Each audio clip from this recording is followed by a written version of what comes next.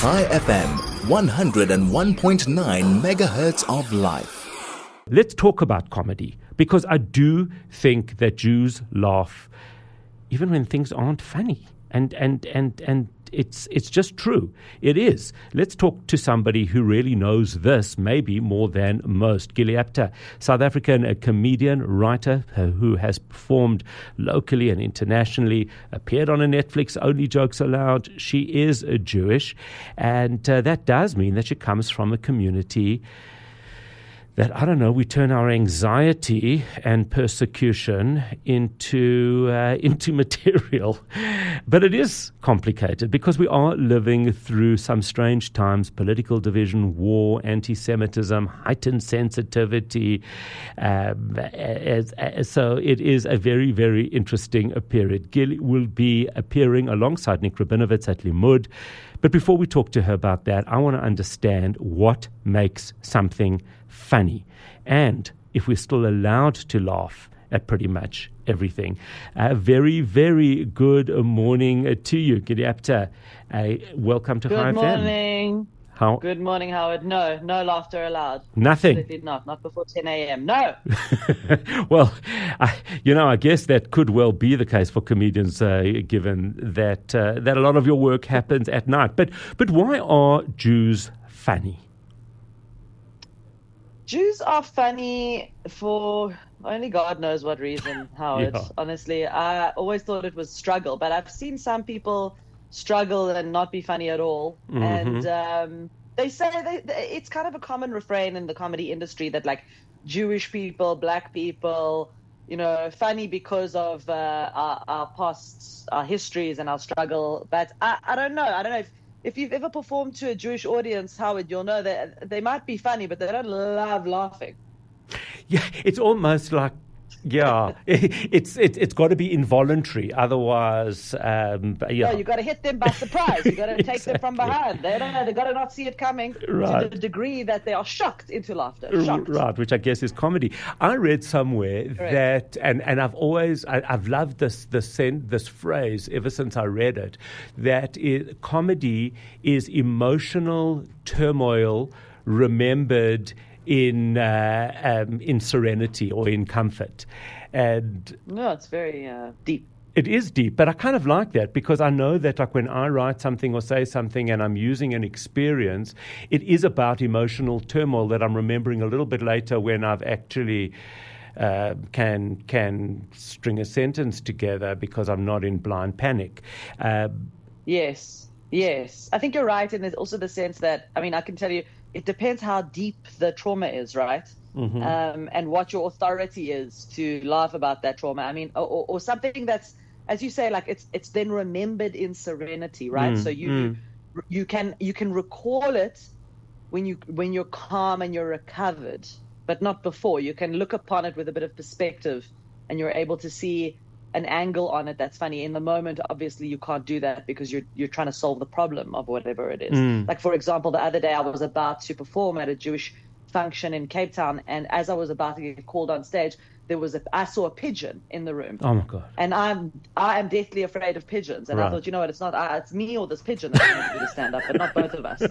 and in the moment, a woman, a brave, some 60-plus-year-old Jewish woman, went out there into the room with her cardigan to try and catch this pigeon.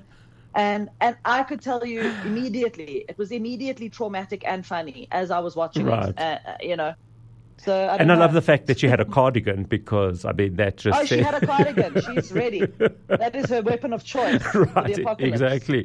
She was one step away from taking off her pearls and flinging it at them.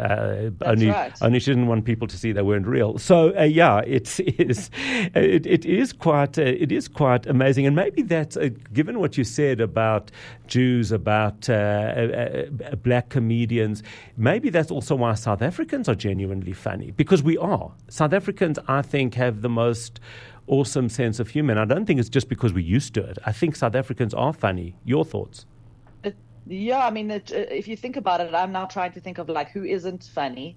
And, I say this with respect to all their other many wonderful qualities, but the Swiss have a really easy go of things. And let me tell you, they Not don't love funny. a joke. It's not their favorite thing. Yeah, It yeah. does make sense in the end of Yeah, the day. it- I think South Africans are no strangers to turmoil, and I think it's not just turmoil. It's specifically it's turmoil and interaction with people. Turmoil caused from one another. It's not like being the victims of an earthquake. We are victims of humanity and one another's cruelty or suffering, or it's interpersonal, the issues. And I think that kind of thing brings out the comedy. Yeah, I always think of that shame, that poor Marlies who went cycling into Yes. a goalpost. And I mean, that is South Africa. We do that. And that's maybe why we all thought that was so hysterical. Absolutely.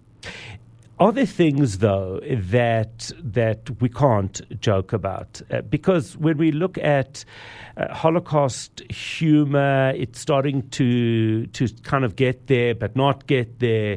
It's a strange one. But then you look at October 7th, and certainly there's very little funny and okay about that. How do we determine where we look at something really dark and horrific? How do we determine whether I think it's okay? Sorry, I finished. I cut you off, but That's fine. Go for it. I think it's so funny that you said, like, is there anything we can't joke? Even before you finished the sentence, the first thing I thought about was the Holocaust, and I think there's a few things here. Firstly, a matter of authority. When my first time that I ever went to Yad Vashem in Jerusalem, I went with my family, right, my Israeli family, and when we came out, I was devastated, and they were making jokes, right? Now, we're all sort of direct descendants of Holocausts to some degree or another. Yes. And they were, even the older like generation were making jokes about all kinds of things. It was the darkest thing I'd ever heard. And I had never heard anybody make jokes about the Holocaust. This was like I think it was maybe 15 years ago or something like that. Right. And it occurred to me that firstly, there's a matter of authority. Like, how close are you to the thing that you are allowed to joke about the thing? Interesting. And because if you see now, you say there's no jokes about October 7th, but immediately, recently I watched Israeli comedians make jokes about hostages who had come back, right? But the jokes were very good natured. They were talking about basically how one of them was so good looking and he doesn't understand how he is better looking than he's been eating healthily for 2 years, and this guy's come out and he's hotter than him.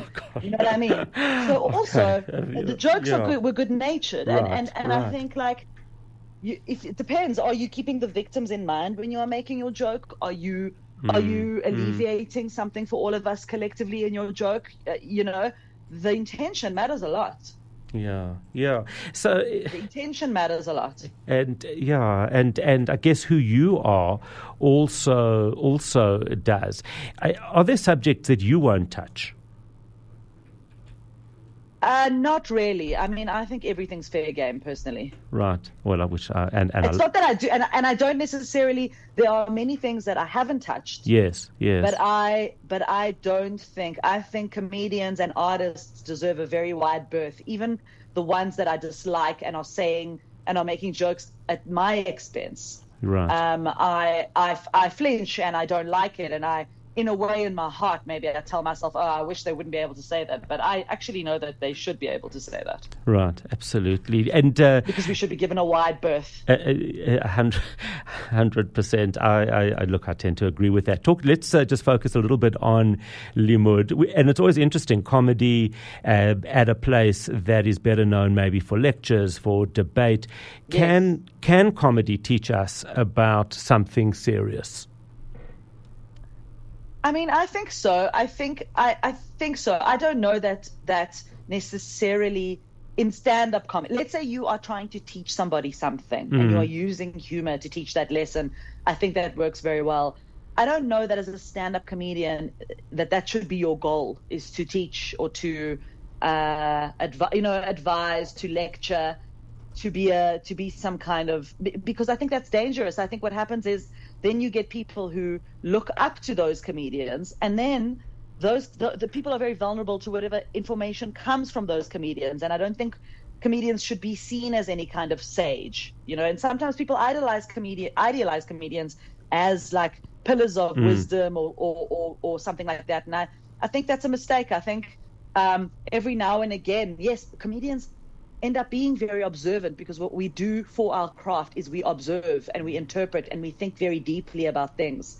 And so every now and again, we can have wisdom about things, but I don't know that should be the intention of a comedian. I think if that's your priority, as opposed to making people laugh, it's always going to get in the way. Absolutely. And in terms of Limmud, what can people expect? So Limmud, I am doing two things in Limmud. I am doing a performance late on the Saturday night. So that will be a like stand-up comedy, straight stand-up comedy. Awesome. It'll be hilarious. It'll be fun. It'll be Jewish related for sure. Slightly a different show than what I would do, as a typical show of mine. And then on the Sunday morning, Nick Rabinowitz and I are doing a panel called Cancelled Schmancelled. And this has to do with, what it's like to have been an artist, or specifically a comedian, in the last 3 years since October 7th. How we've been affected politically, what it's been like for us to try to talk about our identity, what it's been like for Nick to be the subject of an attempted sort of witch hunt from an ex-fellow comedian of ours. And so we're going to talk about that and open up that subject and see where it takes us. It's been moderated by Wayne Sussman, who will ask us questions. We're going to share some diabolical texts and that is awesome. Correspondence that we've received. Yes. So it's going to be fun and interesting and dynamic. I should share some of mine with you that I've received, but I imagine that you've got. I imagine that you have your own stash, as anybody. We do. Between the two of us, we've got quite we could just do a show just on the comments. Yeah, it is absolutely. So, has that impacted you? Just as a matter of interest, how much has it impacted you as somebody who really wants to bring laughter and joy into the world? Receiving hate and all sorts of things. How do you deal with that? Well, I'll tell you how I deal with it is I made a decision early on that I wasn't going to litigate anything about my identity on social media. And the reason I do that, there are various reasons that I do that, some that I can talk about, some that I can't, but one of the reasons is that I want people to come to my show and not feel that it is that they have to take any kind of stand or be on any kind of side. I want people to be open when they come to my live shows. And when I'm there, I like to talk about my identity, which is Jewish, which is Israeli. And then we're engaging face to face. We're not engaging behind a screen. If you object, you're objecting directly to my identity, so I know where you stand. If you object, practically you leave or you say something, but you're forced to do that in person. And that's what I think is how I bring value to the issue. I ask myself, how am I helping? And the way that I like to help is by bringing people together and talking in person and not hiding my identity and who I am. I think that's very sound. Have you had people walk out of a show? I have, yes. I had a lady in Australia, Melbourne, walk out of my show and then afterwards send me psychotic messages. Oh, gosh. Telling me how angry she was about the political nature of my show, even though I did not speak one word of politics in my show except to say that I was Jewish and Israeli. Right. So it really tells you a lot about where people's heads are at, Right. Well, they bring themselves to a show. And that's how they're responding. It might have a lot less to do with you than you even think. Well, it's also to do with the fact that my identity has become politics. Right. So people, whatever they feel about the subject and the issue at large, they project onto me. Yeah, it's but I think it's an interesting subject, and we're going to cover it really all is, of and I on think Sunday. it certainly Next sounds Sunday. well worth going to, because it's something I think that everybody's dealing with to a greater or lesser Absolutely. extent. I want to read you. We've got lots and lots of messages, but I just want to read you one which I thought is so interesting. Comedy is often the paradox of linking two opposing concepts. The highest score of the IQ test is the ability to link two diverse concepts. Smart people can do this. Jews are often smart, as they say in Texas. Don't hate me because you ain't me. Definition of anti-Semitism. I thought that's from Adles. I thought very, very interesting and thought-provoking. Gilli Apter, that's where we leave it. Comedian and somebody you can find and you should find at Limmud.